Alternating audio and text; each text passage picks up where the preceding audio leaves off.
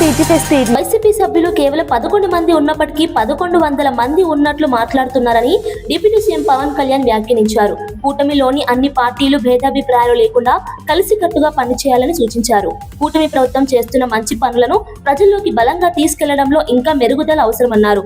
ఆంధ్రప్రదేశ్ అభివృద్ధి కోసం కూటమి పార్టీలు రాబోయే 15 సంవత్సరాలు కలిసి పనిచేయాల్సిన అవసరం ఉందని చెప్పారు. కూటమిలోని పార్టీలు వేర్వేరు సామాజిక వర్గాల నుంచి వచ్చినప్పటికీ రాష్ట్ర ప్రయోజనాల కోసం ఒక్కటిగా నిలవాలని పిలుపునిచ్చారు.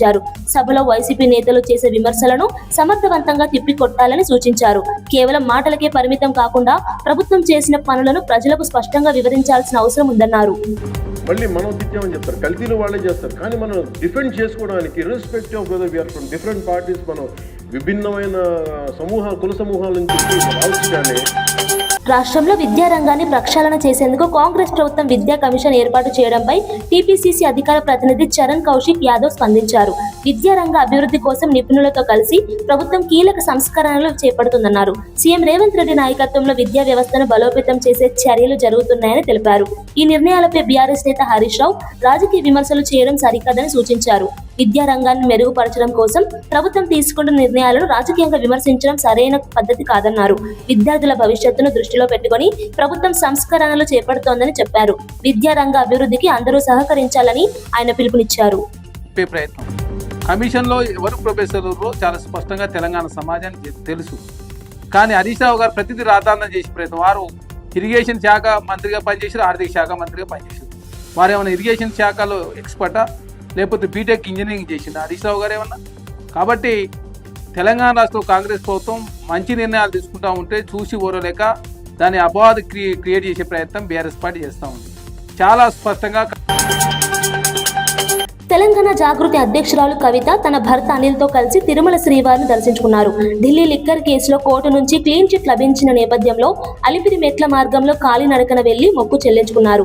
దర్శనం అనంతరం మాట్లాడుతూ 4 ఏళ్లుగా ఎదుర్కొన్న మానసిక వేదన ముగిసిందని తెలిపారు. సత్యం చివరకు గెలిచిందని చెప్పారు. త్వరలోనే తెలంగాణలో కొత్త రాజకీయ పార్టీ ఏర్పాటు చేయనున్నట్లు ప్రకటించారు. తెలంగాణ ఇంటి పార్టీ పేరిట ప్రజల్లోకి వెళ్లనున్నట్లు వెల్లడించారు. తెలంగాణ ప్రజల సమస్యలను పరిష్కరించేందుకు కొత్త రాజకీయ ప్రయాణం ప్రారంభమవుతుందని తెలిపారు. From the Delhi liquor policy case, I have come to seek the blessings of Lord Balaji. I have climbed up all the 7 hills to reach him. I truly believe that when you are on the side of Satya and Dharma, Bollywood నటి జాన్వీ కపూర్ తిరుమల శ్రీవారిని దర్శించుకున్నారు. VIP break దర్శనం సమయంలో స్వామివారి సేవలో పాల్గొన్నారు.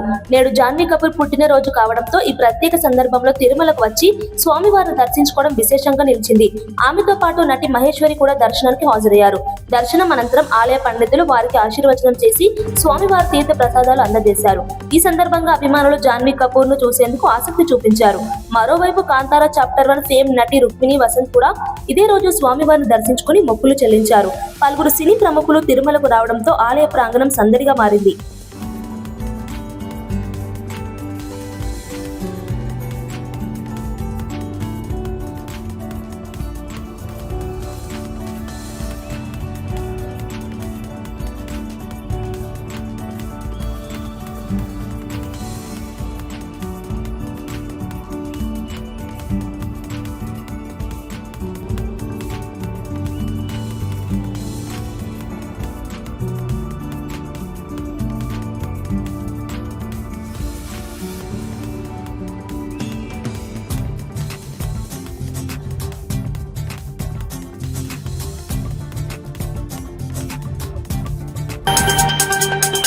Mangalagiri AIIMS లో వైద్య సేవల పరిస్థితిపై కేంద్ర మంత్రి పెమ్మసాని చంద్రశేఖర్ సమీక్ష నిర్వహించారు. గతంతో పోల్చుకుంటే ఎయిమ్స్ లో మౌలిక వసతుల కొరత కొంత వరకు తగ్గిందని తెలిపారు. ఆసుపత్రిలో సేవల మెరుగుదల కోసం చర్యలు తీసుకుంటున్నామని చెప్పారు. ఇప్పటికే 1600 పోస్టులను భర్తీ చేశామని వెల్లడించారు. మరో 200 పోస్టుల భర్తీ ప్రక్రియలో రిజర్వేషన్ సమస్య ఎదురవుతోందని తెలిపారు. ఈ సమస్యని కేంద్ర మంత్రుల దృష్టికి తీసుకెళ్లి పరిష్కారం చూపేందుకు ప్రయత్నిస్తామని చెప్పారు. ప్రజలకు మెరుగైన వైద్య సేవలు అందించేందుకు అవసరమైన అన్ని చర్యలు తీసుకుంటున్నామని వెల్లడించారు. 25% పెరిగింది. అవుట్ పేషెంట్ 8 lakhs నుంచి 10 lakhs అప్రాక్సిమేట్ గా, అది కూడా 20% పెరిగింది. డైలీ పేషెంట్ వాల్యూమ్ 3,500 to 4,000 వస్తూ ఉన్నారు ఈ రోజున. సర్జరీస్ 24లో 6,000 చేస్తే రాత్రి 25లో 6.8 6,800. జగన్ పాలనలో ఆంధ్రప్రదేశ్ భ్రష్టు పట్టిందని బీజేపీ ఓబీసీ మోర్చా జాతీయ అధ్యక్షుడు రాజ్యసభ సభ్యుడు కె లక్ష్మణ్ విమర్శించారు. తిరుమల లడ్డు కల్తీ అంశంలో తప్పు ఒప్పుకోకుండా రాజకీయ వితండవాదం చేయడం శోచనీయమన్నారు. రాష్ట్రంలో చంద్రబాబు నేతృత్వంలోని కూటమి ప్రభుత్వం కేంద్ర సహకారంతో అభివృద్ధి దిశగా రాష్ట్రాన్ని నడిపిస్తోందని అన్నారు.